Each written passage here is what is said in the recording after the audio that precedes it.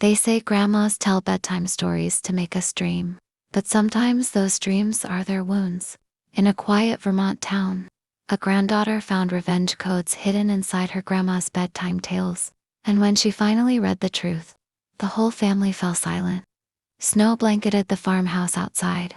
By the crackling fireplace sat Evelyn Carter, a fragile old woman with silver hair and deep, tired eyes. Her 10-year-old granddaughter Mia curled beside her, wrapped in a wool blanket. Grandma opened her worn leather storybook and said softly, "Tonight's story is called The Broken Crown." It was about kings, betrayal, and a stolen treasure.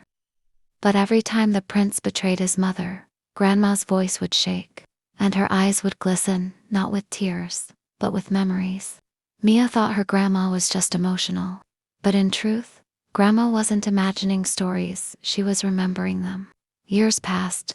Mia grew up, went to college, until one winter morning, she got the call. "Your grandma passed away." When she returned to the farmhouse, everything smelled like her childhood cinnamon, old books, and ashes. Inside a cedar chest, she found that same storybook. But when she opened it this time, the pages looked different. Under candlelight, faint pencil marks appeared, numbers, initials, and dates. One page read, "The prince betrayed his mother for a house on the hill," and beneath it, a real address. It was her uncle's house. That was the same property Grandma never talked about, the one she lost without explanation. Mia flipped through the rest of the pages. Another story mentioned the silver chest, and in Grandma's old room, there was a silver chest. Inside, Mia found bank documents, property deeds, and a small recorder. When she pressed play, Grandma's shaky voice filled the room.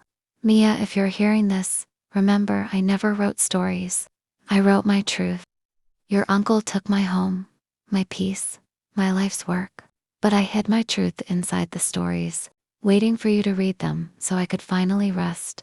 Tears rolled down Mia's cheeks. She closed the book, and just then, the old wall clock, which had stopped the day her grandma died, started ticking again. It was like her soul had finally found peace. On the last page of the book, a single line was written, "When you read the truth, I will find peace." Mia whispered, "I read it all. Grandma, you can rest now." After that, Mia refused to sell the farmhouse. Instead, she turned it into the Evelyn Carter Memorial Library. What do you think? Do our elders hide their truths in stories, or have we just stopped listening? Subscribe to Grandma Karma Tales.